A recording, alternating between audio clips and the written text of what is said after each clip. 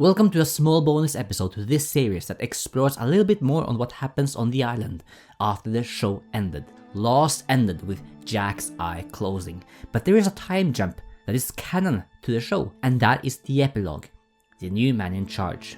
If you're watching this video, you've probably followed along for the past seasons and know how much I like to uncover the off-screen travels on the island. So here's my theories on what happened.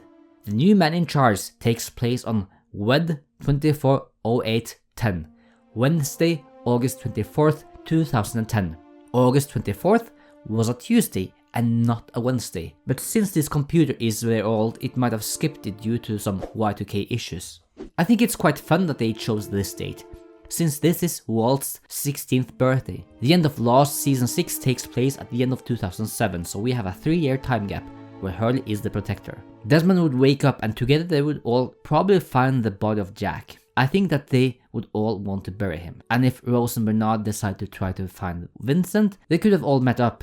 So all of them would carry Jack towards the beach camp and he would be the last one to be buried there. And one thing that is interesting about the graveyard is that there is an open grave there already. The one Ben dug up, which originally was for him, but now it serves another purpose. The grave Ben dug up was for Jack in the end. And Jack will be buried right next to John Locke, since all the characters are buried from one side to another, and Locke was the last one to receive a funeral at the beach camp. How fitting. Rose and Bernard would return to their cabin, Ben and Hurley would need to help Desmond get back home, they would need to bring back the Elizabeth, stationed at Hydra Island. They would probably use an outrigger to get there. If there are any survivors of Widmore's team, then they would probably join up, but I don't think there were any survivors. I think we would certainly see them in the series finale, when Frank was working on the plane.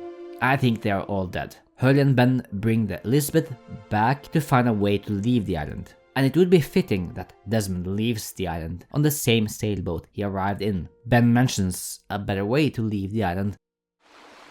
People can't leave the island. That's how Jacob ran things. Maybe there's another way. A better way. Hurley knew about the lighthouse and that Jacob used it to track around the various candidates. Did he piece together that this was Jacob's way of leaving the island? If there's some ruins of the lighthouse left, he could start rebuilding a new system. Maybe a system that would know which direction would be the safe way off the island. Or maybe Hurley just has a sense of direction simply by being a protector, that he knows where the island is in the Pacific Ocean and the correct degree to leave the island. I believe that as soon as Desmond leaves, Ben and Hurley will start rebuilding their society. Hurley has always been a man who respects the dead.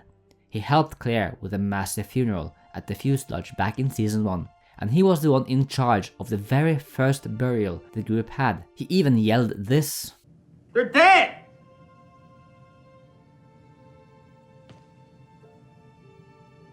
Lucia and Libby are dead. I mean, we haven't even buried them yet. There's a bunch of bodies on the island right now. When they went back to find the Elizabeth, they probably buried all the team members of Widmore's group. They would go back to the barracks where Widmore and Zoe are. I wonder if Ben would suggest to take their bodies to the mass grave, which is close by. Widmore being laid to rest amongst the Dharma members, those he was responsible of purging. I kinda like it. While Hurley would suggest to cover the whole mass grave up so that they are actually buried.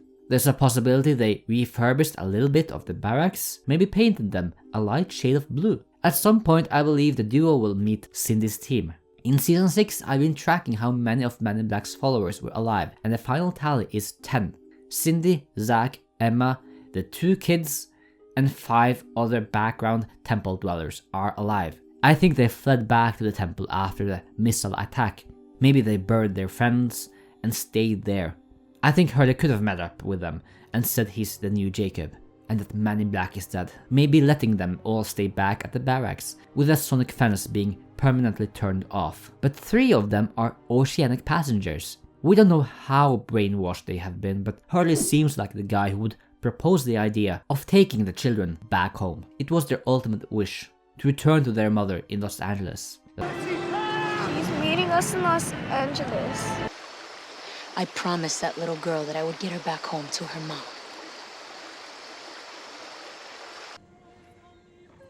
Ben, they've been asking me about their mother in Los Angeles. I'm not really sure what to say. They'll stop asking in time. Their children.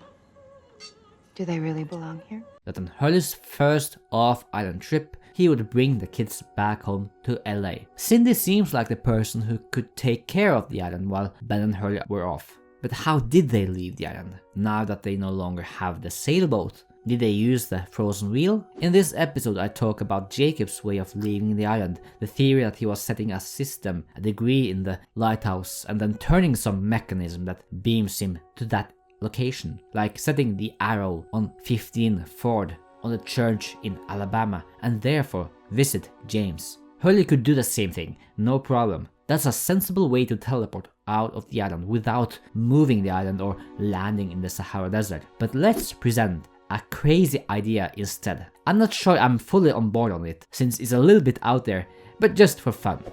What if Hurley was not interested in these old Roman mechanisms, but figured his own way, using the Dharma van? Because at the Swan site there is a brand new Dharma van that they brought back from the past, one that works perfectly fine and is in pristine condition, that instead of turning a wheel or a failsafe key which transported Desmond to the grass field, Hurley would turn another key at the top of the hill in the golf course valley, and he would bring himself, Ben and the kids in the van in a flash of light to Los Angeles. This explains why there would be a Dharma van in LA. Maybe this is the same one that they used on the island, and that at the end of the epilogue, when Hurley says this, "It's time for us all to go home."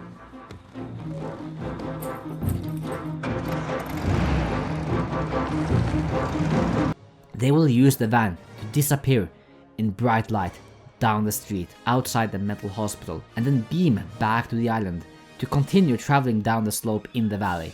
It's a crazy idea. It doesn't have to be like that. It could be a standard Jacob way of leaving the island, turning a wheel, or that they simply use the Pollo ferry, which I think is the boat seen in season 3 that we never saw again and is still on the island, and ferry themselves off the island, and then find an island port nearby and continue with a passenger plane. One small thing about this van: this doesn't have to be a Dharma van, because we never see the front side of it, and therefore we can't fully confirm that it has a Dharma logo. They could have just rented a Volkswagen instead. It has a Los Angeles license plate anyway. One thing they'll do is to transfer all the orientation films into DVDs. This is technology not available on the island, so I guess that they pulled out all the Betamax tapes from all the Dharma stations and offices, got to LA and used a software to rip the audio and video onto DVDs. If Ben closes the Dharma logistics station in Guam, then he could probably have a different deal of shipment to the island, one that doesn't go through a dead organization, because they would need to have some contact with the outside world in case they need to change up the plumbing, need new supplies, and so on. You would already have Richard Alpert in the mainland, and this airport that they used for Mitlo's business.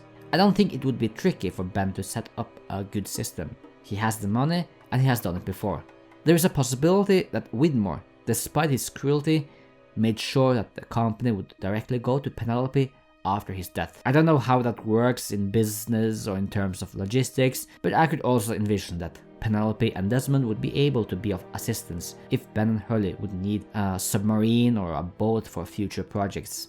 Another thing that happens is that Damon and Carlton have confirmed that Hurley will reopen his golf tournament in the valley. I just want to say, officially, because I think you and I are in a position to do this, we can verify her theory that in fact Hugo is having a yearly invitational it's called the Dharma Open, and it's invitation only, and that is a thing that is in fact accurate. So I think we can basically it starts with true. the fourth round and then it finishes with the first round. Wow, I like that. Having his mother and father chilling out on the beach and doing some occasional golfing is really good retirement. And I also think that he would invite Jack's grandfather to retire at the island, the man who always wanted to escape his home. Walt would eventually help his father move on to the afterlife and then take over a job We don't know what the job is. It could be a temple master. After all, Jacob approached Dogen and offered him a job. But it could also be as an apprentice to Hurley, and that Hurley decides to have a more modern way of governing, instead of Mother and Jacob who had their job until death, like a pharaoh or a Roman emperor. Hurley could be like a president or prime minister who sits in like 4 to 8 years and then passes the job to someone else. Everything is up to the viewer. For me, I was never that interested in seeing what happened on the island after Jack's death, since that is the end of the story. I like the thought that Hurley, Ben and Walt had an awesome time on the island, that Desmond got home and that they managed to invite their friends and family to this magical place. That is all great and it's peaceful on the island now. The story of them on the island is like the appendices in The Lord of the Rings. Sam and Frodo got to Mount Doom, Sauron was defeated, it was over. But the wound was still there for Frodo, and he had to leave Middle-earth. As for Sam, he went back to the Shire, and in the appendices, at the end of the book, we learn that he was elected mayor for 7 consecutive 7-year terms. But that's all part of the bonus material, and the story of the War of the Ring was over, so there would be no reason to see the adventures of Protector Hurley, just like we don't technically need the adventures of Mayor Samwise Gamgee.